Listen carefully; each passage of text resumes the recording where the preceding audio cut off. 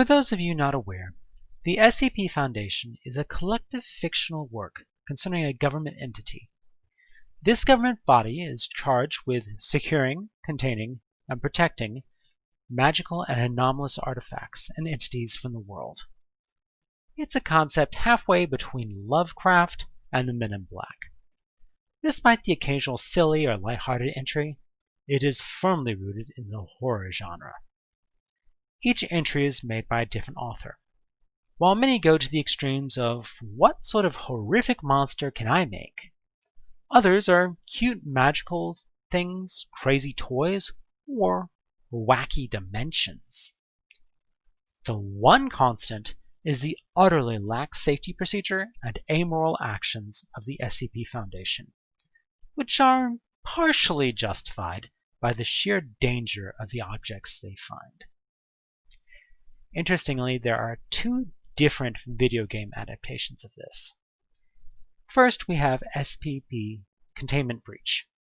This is an official game, where you are a D-class test subject who manages to escape into the halls of the laboratory and containment facility.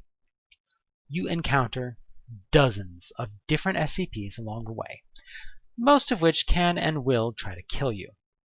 Your goal is to survive all the monsters, the assault teams moving through the corridors, even the fail-safe nuclear device, by hiding and solving puzzles, as you are powerless against all the entities surrounding you. On the other hand, you have Control. While it's not officially an SCP game, the idea is essentially the same. The Bureau of Control has a massive office in New York City, a building that is alive and not altogether friendly.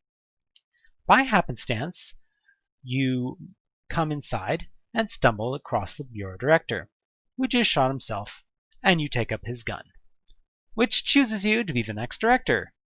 The gun is a morphing weapon, suspected of being both Excalibur and Mjolnir. That's good, because the Bureau is being attacked by an extra-dimensional entity called the Hiss that's taken over most of the place. Jesse, the player, is shown to be tremendously powerful, and over the course of the game, you gain powers such as flight and telekinesis, which you use to mow down the countless enemies in your way. You also have to calm down and contain several other paranormal entities over the course of the game. So you have two extremely different takes on the exact same premise: an anti-magic Men in Black bureau that is under siege by the entities it's supposed to control. They also have a substantial amount of storytelling via documents, some of which are almost hilariously redacted. However, the approach is quite different. I think we can show this most by comparing the two protagonists. Containment Breach is a horror game. It focuses on just how tiny and unimportant you are. You are an anonymous drone with no power or authority. On the other hand, in Control, you are an ultra-powerful chosen one. The entire department is constantly in awe of your abilities and accomplishments, as you single-handedly outperform all of their crack teams of rangers and troopers. There's even an outsized amount of space dedicated to your protagonist's life experiences. In the end, it's a power fantasy, similar to the Men in Black for Will Smith's character. Now, this is justified in the game, but still a core problem of any type of playable horror. Cthulhu loses a lot of its impact when you give it a health bar. It goes so far that I won't even call Control a horror game. I'd categorize it as a supernatural thriller, similar to Remedy's prior game, Alan Wake, which was designed as a playable episode of The Twilight Zone. Control's focus on your character also limits the scope.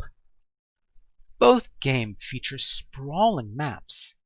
However, in Containment Breach, you are on one site out of many, and there are constant references to other sites containing other entities.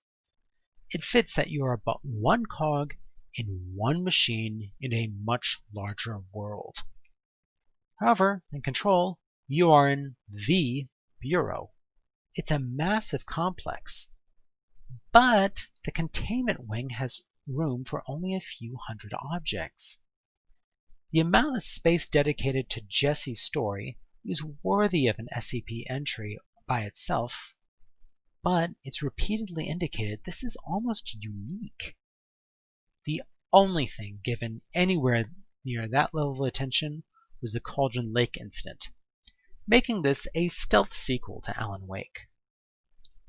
Overall, I would say that both of these games are very good in their own right, and I enjoy having these very different approaches to the same base storyline. However, I do feel that Control wasted at least some of its horror potential by making your character too powerful. Superman can never star in a horror game. The SCP Foundation is still too firmly rooted in the horror genre to have this powerful a protagonist. Thanks for listening, y'all.